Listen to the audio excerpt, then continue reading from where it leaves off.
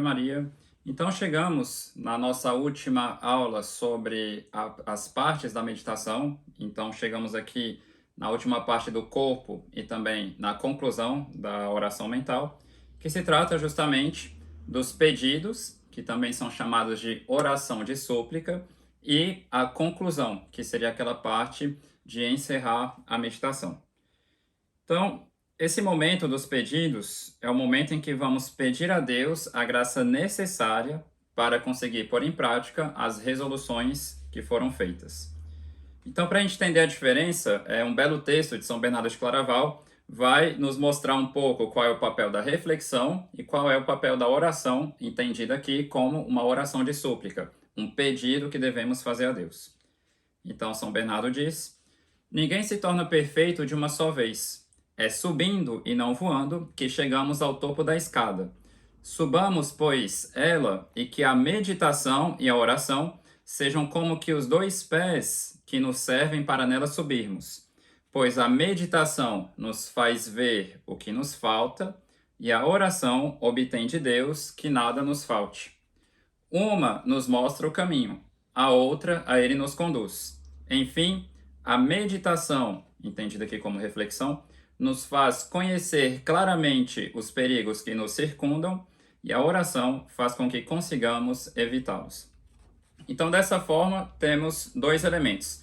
Um, que é a meditação, ou reflexão. Aqui no texto de São Bernardo, meditação significa reflexão. A meditação, a reflexão, nos faz ver o que nos falta. Então, pela meditação, recebemos muitas luzes de Deus e temos consciência maior da nossa miséria, de como praticar uma virtude, de como combater um vício, enfim, ela vai nos mostrar que algo nos falta. E por outro lado, a oração, entendida aqui como pedidos ou uma oração de súplica, ela vai fazer com que nada nos falte. O simples fato de saber que somos pobres não nos faz ricos. Então, a meditação, a reflexão nos fez ver nossa pobreza, mas o fato de saber que somos pobres não nos faz ricos. O simples fato de sabermos que estamos doentes não nos faz ter saúde. Então, depois da reflexão e mesmo depois das resoluções, é necessário pedir a Deus aquilo que a gente percebeu que nos falta. Então, para entendermos a união entre a reflexão e os pedidos que fazemos a Deus, é importante entendermos que a oração, como nos diz São Tomás de Aquino, consiste em apresentar a Deus os nossos desejos, a oração de súplica. Por quê? Porque a oração é a intérprete dos nossos desejos, nos diz São Tomás. Como assim? Qual é essa relação de uma reflexão que me leva a desejar e a pedir uma coisa? Digamos que uma criança viu uma propaganda de um brinquedo e aquela informação que a propaganda colocou na cabeça da criança inflama de tal forma o desejo dela de obter aquela coisa que ela imediatamente corre aos pais para implorar que comprem esse brinquedo para ela. Então, aquela informação da propaganda entrando na cabeça dela, acendeu nela um desejo e ela foi apresentar esse desejo aos pais para obter o bem almejado. Então, é o mesmo processo que a meditação quer realizar em nós. A reflexão deve inflamar em nós o desejo. Às vezes vai ser um desejo mais sensível, como no caso dos afetos sensíveis, que eu expliquei nas aulas anteriores, que vai acompanhar algumas consolações, e às vezes um desejo mais seco, porém um desejo real. Eu posso muito bem desejar uma coisa, por exemplo, eu quero servir a Deus da forma mais perfeita possível. Eu posso desejar isso, mas de uma forma seca, porque nem sempre eu vou ter uma consolação diante desse desejo. Então, esse desejo, uma vez aceso, ele deve nos levar a correr aos pés de Nosso Senhor e de Nossa Senhora para lhes pedir aquilo que tanto desejamos. Então, quando a gente fala de desejo, o que é um desejo? A gente só deseja um bem que nos falta. Quando a criança recebe o seu brinquedo, como no exemplo dado, ela não o deseja mais. Simplesmente ela o aproveita, porque ela já o possui. A gente deseja uma coisa que está ausente, algo que não temos conosco agora, ou seja, uma coisa que eu amo, mas que está ausente, uma coisa que eu quero para mim, mas que está ausente. Na nossa vida espiritual, a gente acaba percebendo que muitas coisas nos faltam. As reflexões nos ajudam a ter uma consciência muito profunda disso. Então, pouco a pouco, a gente vai entendendo o quanto que nos falta a humildade, quanto que nos falta de paciência, quanta generosidade para com Deus nos falta, quanta pureza de intenção nos falta. Enfim, a gente começa a perceber uma quantidade enorme de coisas que nos faltam, que nós precisamos adquirir para agradarmos a Deus. Ora, esse conhecimento de que algo nos falta, assim como a criança vendo aquele brinquedo, ela desejou ele, que era uma coisa que ela não tinha com ela, era algo ausente. Então, esse conhecimento de que algo nos falta nos leva a desejar que isso não nos falte mais. Então, saber que me falta a humildade e saber que ela é absolutamente necessária para a vida espiritual faz com que eu deseje tê-la o mais perfeitamente possível. Ora, se isso é um desejo, ou seja, a constatação de que algo me falta me leva a desejar ter aquilo, para que isso não me falte mais. Se isso é um desejo, eu devo apresentar a Nosso Senhor esse meu desejo, porque a oração é a intérprete do meu desejo, como diz São Tomás. Então, vendo que a humildade me falta, eu desejo que isso não me falte mais, então eu transformo esse desejo em oração. Eu estou vendo que me falta humildade, o que eu vou fazer? Vou apresentar para Nosso Senhor essa minha falta, essa minha pobreza, a fim de que Ele possa me cobrir com essas riquezas que Ele pode me dar. Jesus, manso e humilde de coração, fazei meu coração semelhante ao vosso. Então, constatar que algo nos falta deve andar de par com a convicção de que não temos nada. Como dizia Santo Agostinho, somos mendigos diante de Deus. Então, percebendo que somos pobres, nós devemos recorrer a Deus para que Ele possa enriquecer as nossas almas. Porque o pobre, aquele que tem consciência da sua pobreza, é aquele que tem consciência de que muitas riquezas lhe faltam. Então, o que a pessoa vai fazer? A partir dessa consciência, ela vai apresentar para Deus esse desejo de sair daquela situação. Muitas coisas na nossa vida, além da meditação, podem nos ajudar a termos consciência do que nos falta e, consequentemente, podemos transformar essas necessidades, essas faltas, em oração. Por exemplo, quando nos confessamos, a nossa confissão nos mostra que muita coisa nos falta. Então a gente confessa a falta de humildade, ou seja, algo me falta, e eu posso transformar isso em desejo. Me falta paciência, me falta mais controle para vencer a inveja, me falta aproveitar melhor o tempo. Se isso me falta, eu devo desejar sinceramente sair dessa situação em que esses defeitos estão dominando. Eu devo desejar sair dessa pobreza e dessa miséria espiritual. Se desejamos e realmente queremos isso, devemos pedir a Deus que nada mais nos falte. Se confessando os meus pecados, eu perceber que me falta humildade, eu devo desejar ter humildade, para não mais ofender a Deus com essa falta de humildade. E se eu desejo a humildade, eu preciso pedir a Deus essa humildade. Sendo assim, qualquer situação do dia pode servir de alimento para a oração. Ao sentirmos durante o dia alguns movimentos de vaidade, percebemos que nos falta arrancá-la do nosso coração. Se me falta arrancar a vaidade do coração, eu desejo arrancá-la do meu coração, então eu apresento esse desejo a Deus em forma de pedido. Senhor, arrancai do meu coração essa vaidade. Ao percebermos uma impaciência, a mesma coisa, ao percebermos que nos falta qualquer virtude ou que devemos vencer qualquer tipo de vício, transformar isso em oração. Então, como unir essa constatação à oração para que a gente entenda a necessidade de fazermos pedidos para Deus? Quem simplesmente constata uma falta e não pede a Deus que possa tirar a pessoa dessa situação, é como um mendigo que se deu conta que é pobre e que pensa que vai se tornar rico automaticamente. Isso seria ridículo. O simples fato dele ter tomado consciência da pobreza dele não faz com que automaticamente ele seja pobre. É ridículo, mas é o que muitas pessoas fazem na oração. Ou seja, algumas pessoas passam o tempo refletindo, meditando, fazendo resoluções, mas pedem muito pouco a Deus, na própria meditação, que supra essas faltas, essa pobreza. Então, como muito bem disse São Vicente de Paulo, citei essa frase na aula anterior, e de onde pensais que vem, na maior parte das vezes, o fato de faltarmos às nossas resoluções? É porque confiamos demasiado nelas.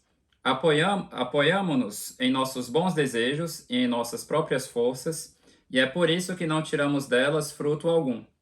Por isso, depois de termos tomado algumas resoluções na oração, devemos rezar muito a Deus e pedir imediatamente a sua graça, com grande desconfiança de nós mesmos, para que Ele agrade comunicar-nos as graças necessárias para fazer frutificar essas resoluções. Então, não basta simplesmente passar o tempo refletindo, passar o tempo tendo afetos e passar o tempo tomando resoluções, se depois a gente não pede para Deus que venha suprir a nossa pobreza diante dessa situação. Uma coisa interessante, nas primeiras aulas eu expliquei que a oração mental é uma conversa com Deus, uma conversa com alguém que a gente sabe que nos ama e que queremos amar sinceramente. E como associar esse aspecto dos pedidos da oração de súplica à estrutura de uma conversa com um amigo? Quando conversamos com um amigo sobre um assunto, acontece muitas vezes que ele nos fala de algumas coisas que realmente nos animam a querer seguir aquilo, um pouco como acontece com a história da propaganda. Mas existem casos também em que esse amigo é realmente a solução para o nosso problema. Digamos que esse amigo é médico e começa a explicar a importância de um tratamento para uma certa doença. Ele nos faz ver que nós temos essa doença e nós não sabemos, de nossa parte, como fazer para nos curarmos disso. E ele nos mostra que ele pode solucionar o caso, e então o que nós fazemos? Nós pedimos a ajuda dele. Pedimos que ele venha em nosso auxílio para que consigamos sair dessa situação. E é o que acontece nessa conversa que temos com Deus na oração mental. Essa conversa vai se encerrar com esses pedidos de ajuda que fazemos ao nosso Senhor. Como que devem ser feitos esses pedidos? Então, quando fazemos essa parte da oração que consiste em pedir, precisamos fazê-los com humildade e confiança. A humildade, por um lado, nos leva a reconhecer nossa fraqueza, nossa incapacidade de conseguir aquilo sem a ajuda de Deus, ou seja, a humildade vai nos levar a reconhecer nossa pobreza. Nós somos mendigos diante de Deus. Mas, por outro lado, além da humildade, nós devemos ter confiança em Deus. Porque nós não somos unicamente mendigos diante de Deus. Como dizia Santo Agostinho, nós somos também filhos dele pelo batismo. Então, não é com um estranho que estamos falando, mas com o nosso Pai. Isso também funciona para a devoção à Nossa Senhora e também para os nossos irmãos no céu, os santos. Um teólogo, o padre Gabriele Maria Roschini, um grande teólogo mariologista, ele dizia que 3 coisas fundamentam nossa confiança. E nós podemos também meditar sobre esses temas para aumentar em nós a confiança em Deus. Primeiro elemento, o conhecimento. A pessoa conhece nossa situação. Segundo elemento, o poder. A pessoa pode nos ajudar. E o terceiro elemento, o querer. A pessoa quer nos ajudar. Se falta a uma pessoa um desses elementos, nós não conseguimos ter uma confiança plena nela. Para a confiança, é necessário os 3 elementos juntos. Se a pessoa conhece nossa situação, ela quer nos ajudar, mas não pode nos ajudar, isso limita a nossa confiança. Se ela conhece nossa situação, se ela pode nos ajudar, mas ela não quer nos ajudar, nós também não podemos ter confiança nela. Se ela pode nos ajudar, se ela quer nos ajudar, mas não sabe da nossa situação, também é algo limitado. No caso de Deus, nós temos todos esses 3 elementos: conhecimento, poder e querer. Ele conhece nossa situação e nossa miséria muito mais do que nós mesmos. ele pode nos ajudar, ainda que nossa miséria seja muito grande. Talvez nossa miséria é a maior de toda a história da humanidade, mas apesar disso, ela não é Deus, porque só Deus é infinito. Nossa miséria não consegue ser infinita. Então, diante de Deus, que é todo-poderoso, ela é menos do que uma gota jogada no oceano. Deus pode nos ajudar e fazer de nós grandes santos, ainda que a nossa miséria seja única. E por fim, terceiro elemento, primeiro foi o conhecimento, segundo o poder e o terceiro, o querer. Deus quer nos ajudar, porque Ele nos ama, é nosso Pai e nos ama de tal forma que Ele deu seu Filho único para nos salvar. A mesma coisa a gente também pode aplicar à Nossa Senhora. Ela conhece nossa situação, ela pode nos ajudar e ela quer nos ajudar. E também, obviamente, aos santos do céu. Então, por fim, para resumir todo esse processo da oração mental que a gente viu até aqui, nós encontramos um belo exemplo disso na história da Samaritana. Para quem não conhece essa história, vale muito a pena, porque realmente é uma das passagens mais belas de toda a Sagrada Escritura, que está no capítulo 4 do Evangelho de São João. O que a gente vê nessa história que nos lembra aqui a estrutura da oração mental. Primeira coisa, Jesus estava sentado num poço e a samaritana chegou perto dele, ou seja, ela se colocou na presença de Nosso Senhor. Ela veio com um cântaro, um recipiente para pegar água do poço. Ela se aproxima de Jesus muito mundana, com uma vida desordenada e buscando saciar a alma dela com a água do mundo. E é por isso que ela está vindo pegar aquela água do poço. Na oração acontece algo parecido. Nós nos apresentamos diante de Nosso Senhor com todas as nossas misérias, assim como essa samaritana que foi lá querendo buscar da água do mundo. Mas o que nós queremos fazer aqui na nossa oração, nós queremos colocar diante de Nosso Senhor todas as nossas misérias para reformarmos as nossas vidas. Em seguida, a samaritana começa a conversar com Nosso Senhor. Foi Nosso Senhor que começou puxando o assunto, mas ela começa a conversar com ele. E essa conversa faz com que ela enxergue melhor a desordem de sua vida. Nosso Senhor começa a descrever a situação dela, todos os pecados dela. E Jesus começa a mostrar a ela quem ele é e começa a falar também de uma água viva. Essa informação que Jesus colocou na cabeça dela faz com que ela deseje ardentemente essa água viva. Essa água que é diferente da água da terra, que ela é acostumada a beber. Ela deseja ardentemente essa água, mas ela tem consciência de que ela não tem essa água. Jesus começa a falar de uma água, ela quer essa água, mas ela não consegue ter essa água. Onde que ela pode encontrar essa água? O que que ela faz? Ela começa a apresentar a Nosso Senhor esse seu desejo de beber dessa água e ela começa a pedir para Nosso Senhor essa água. Senhor, dai-me desta água para que eu já não tenha sede, nem possa vir aqui tirá-la. Então, ela sai dessa conversa transformada. Ela decide abandonar a vida de pecado. E um detalhe interessante que São João nos conta, ela deixa seu cântaro para trás, aquele recipiente que ela estava usando para pegar água. O que mostra que ela perdeu a sede da água do mundo e saiu dali transformada. Porque ao sair dessa conversa de Nosso Senhor, ela foi trazer outras pessoas para Nosso Senhor. Então, essa história nos mostra todos os elementos que devemos ter numa oração mental. A gente se coloca na presença de Deus, a gente começa a conversar com o Nosso Senhor por meio da reflexão. Essa reflexão gera em nós um grande desejo. Nós queremos fazer um propósito firme de mudar de vida. A gente começa a pedir para Nosso Senhor e, de fato, a gente muda de vida. A gente põe em execução as nossas resoluções. Então, nós devemos pedir para Nosso Senhor essa graça de sermos mais fiéis em seu santo serviço, de nos corrigirmos mais seriamente por meio da meditação e de nos tornarmos mais humildes para, assim, vivermos uma vida de verdadeiros filhos de Deus. Então, aqui se encerra o corpo da meditação. A conclusão da meditação é algo bem simples e o Padre Sodrô nos indica o seguinte. A conclusão da oração será muito simples. Agradecer brevemente a Deus por nos ter permitido permanecer em sua santa presença e por nos ter concedido as suas graças, pedir-lhe a sua bênção e terminar, como diz São Francisco de Sales, com o Pai Nosso, Ave Maria, que são orações comuns e necessárias a todos os fiéis. Então a gente pode, na conclusão da oração, exercitar a gratidão, agradecendo a Deus por nos ter escutado, por nos ter dado luzes, graças e consolações.